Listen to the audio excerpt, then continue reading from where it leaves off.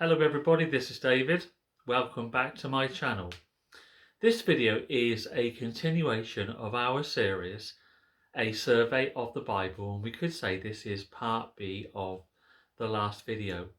We didn't get to look at chapter 19 of the book of Deuteronomy, where we were looking at the city of refuge, and I want to have a look at that in this video before we go on to chapter 20. So in the book of Numbers, we learn that God chose 3 cities to be cities of refuge on the east side of the Jordan River. Now, God gave the people instructions about choosing 3 cities to be cities of refuge in the land of Israel. The land was to be divided into 3 parts, and each part was to have a city of refuge where a person could go for protection if he accidentally killed another person.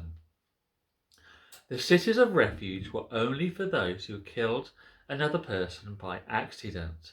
They were not a place of protection for those who were murderers. A murderer was to be put to death for their sin. Now we're going to have a look at Deuteronomy chapter 19, and we'll see what features that a man who killed, or feelings that a man who killed another person was not to have felt towards another person, the one that he killed by accident. And we'll see why God made it clear, very clear actually, that the cities of refuge were only for those who accidentally killed another person, and that murderers were not protected. And it's very important to understand the difference between an accidental killing and a murder. Let's look at Deuteronomy chapter 19. And it's subtitled in my Bible, verse 1, 3 cities of refuge. When the Lord your God has cut off the nations whose land the Lord your God is giving you, and you dispossess them and dwell in their cities and in their houses, you shall separate 3 cities for yourself in the midst of your land, which the Lord your God is giving you to possess. You shall prepare roads for yourselves and divide into 3 parts the territory of your land, which the Lord your God is giving you to inherit, so that any manslayer may flee there. And this is the case of the manslayer who flees there, that he may live.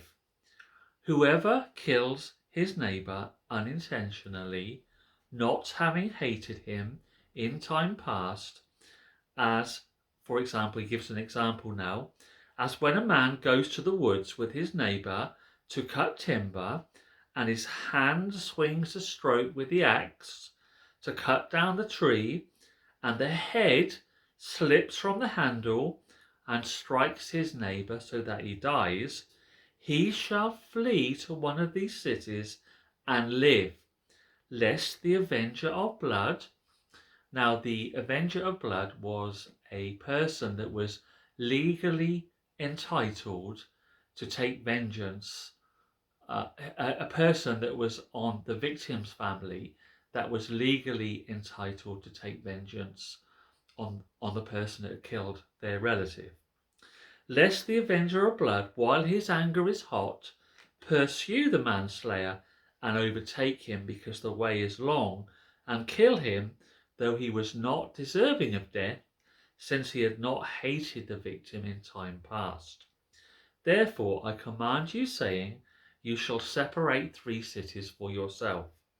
Now if the Lord your God enlarges your territory, as he swore to your fathers, and gives you the land which he promised to give to your fathers, and if you keep all these commandments and do them, which I command you today, to love the Lord your God, and to walk always in his ways, then you shall add 3 more cities for yourself besides these 3, lest innocent blood be shed in the midst of your land which the Lord your God is giving you as an inheritance, and thus guilt of bloodshed be upon you. But if anyone hates his neighbour, lies in wait for him, rises against him and strikes him mortally so that he dies, and he flees to one of these cities, then the elders of his city shall send and bring him from there and deliver him over to the hand of the avenger of blood, that he may die. Your eyes shall not pity him, but you shall put away the guilt of innocent blood from Israel, that it may go well with you. And in verse 14, it's subtitled Property Boundaries. You shall not remove your neighbour's landmark, which the men of old have set in your inheritance, which you will inherit in the land that the Lord your God is giving you to possess. And in verse 15, the law concerning witnesses. One witness shall not rise against a man concerning any iniquity or any sin that he commits. By the mouth of 2 or 3 witnesses the matter shall be established.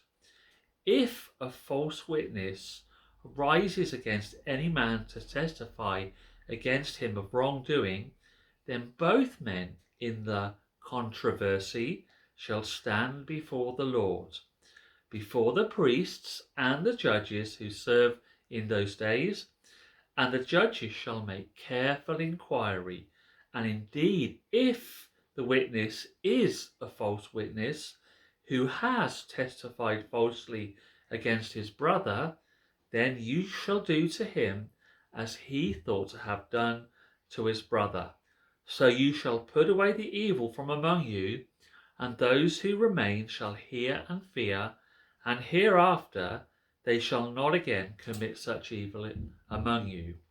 Your eyes shall not pity, life shall be for life, eye for eye, tooth for tooth, hand for hand, foot for foot.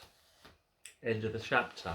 Now that last verse is probably the most misquoted verse in the whole Bible. Let's continue. So if a man had hate in his heart when he killed another person, that death was not an accident. That death was murder, and the murderer was to be put to death. Now God gave us an example of an accidental death. If 2 men were working in the woods together and one had the head of his axe come off the handle and hit the other man, and the other man was killed, that was considered an accident. The man that had been using the axe could flee to the city of refuge and be protected. The city of refuge was to be close enough so that no one would catch him and kill him before he reached the city of refuge. And of course, the city of refuge had to have good roads to it.